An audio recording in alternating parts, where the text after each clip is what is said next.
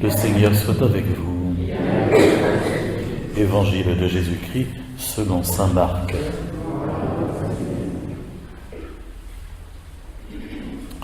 Un scribe s'avança vers Jésus pour lui demander quel est le premier de tous les commandements.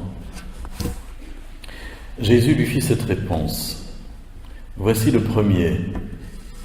Écoute Israël, le Seigneur notre Dieu est l'unique Seigneur. Tu aimeras le Seigneur ton Dieu de tout ton cœur, de toute ton âme, de tout ton esprit et de toute ta force. Voici le second. Tu aimeras ton prochain comme toi-même. Il n'y a pas de commandement plus grand que cela. Le scribe reprit, fort bien, maître, tu as raison de dire que Dieu est l'unique et qu'il n'y en a pas d'autre que lui. L'aimer de tout son cœur, de toute son intelligence, de toute sa force, et aimer son prochain comme soi-même, vaut mieux que toutes les offrandes et tous les sacrifices. Jésus, voyant qu'il avait fait une remarque judicieuse, lui dit « Tu n'es pas loin du royaume de Dieu ». Et personne n'osait plus l'interroger. Vous savez sans doute que la réponse que Jésus fait est une prière, en fait, que chaque juif récite 3 fois par jour. Écoute Israël, le Seigneur notre Dieu est l'unique Seigneur, tu aimeras le Seigneur ton Dieu de tout ton cœur. C'est ce qu'on appelle le Shema Israël. Shema, ça veut dire écoute. De ce mot hébraïque est dérivé Shimon, Simon, celui qui écoute. Et donc, Jésus, en donnant la réponse à la question qui lui est posée, quel est le plus grand commandement? Question qui était tout à fait normale à l'époque parce que les Juifs avaient tellement coupé les cheveux en 4 et détaillé les circonstances, les occasions, qu'on se trouvait devant un maquis de 613 préceptes, les uns positifs, les autres négatifs. Donc on était loin de la simplicité des 10 commandements.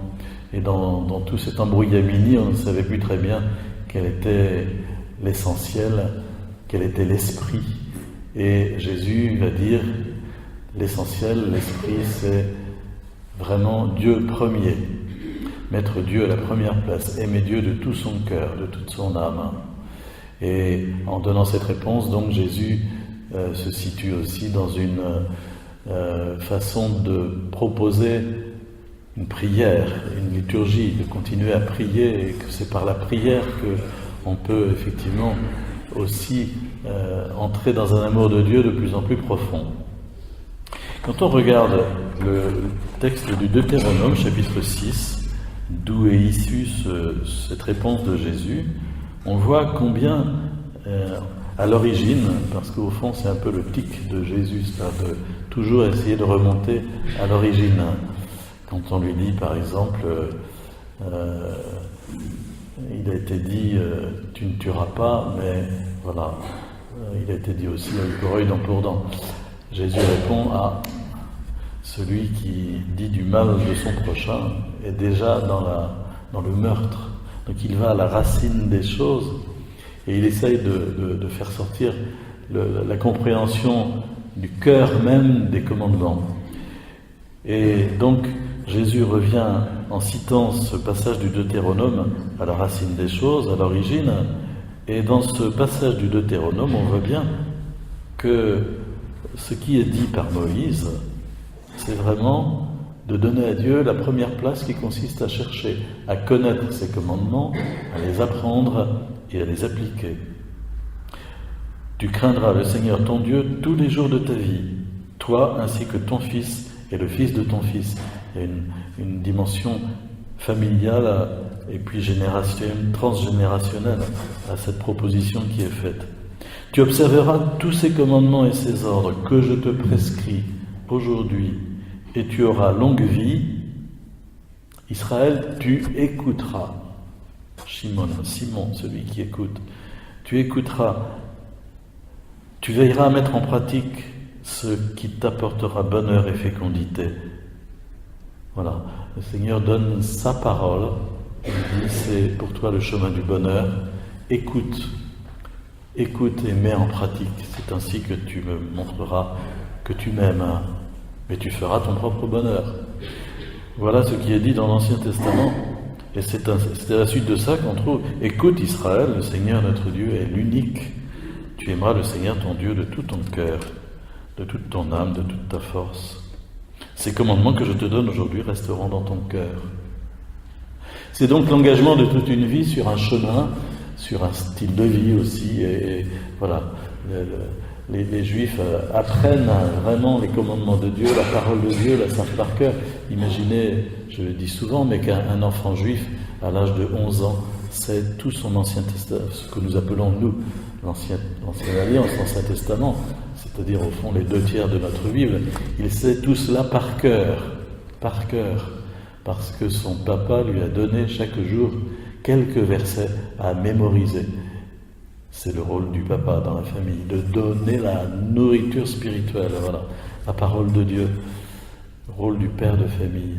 Et ainsi, il connaît tous les commandements de Dieu, toutes les paroles de Dieu, toute la Bible par cœur. On est loin de tout cela, évidemment, dans notre civilisation à la fois écrite et puis numérique. Aujourd'hui, on ne fait plus fonctionner la mémoire, on ne marche plus par transmission orale, malheureusement. Il faudrait sans doute revenir à une dimension que celle-là, certainement. Mais en tout cas, une fois que la parole de Dieu est mémorisée, elle habite le cœur. Et donc elle peut diriger aussi les actes. C'est cela qui nous est proposé. C'est que nous ne nous conformions pas de l'extérieur en faisant des efforts par la méthode Coué.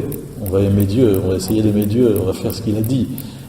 À la force du poignet, non. Il s'agit d'abord de se laisser habiter par la parole de Dieu pour que, intérieurement, elle produise son fruit dans nos comportements. Il ne peut pas y avoir... C'est pour cela d'ailleurs que souvent notre vie chrétienne est si souvent en défaut, c'est parce que nous ne nous laissons pas suffisamment habiter par la parole de Dieu.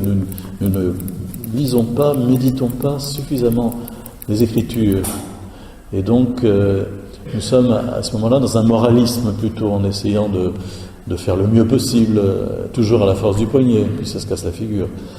Parce que ce n'est pas, mu de l'intérieur par la puissance du Saint-Esprit.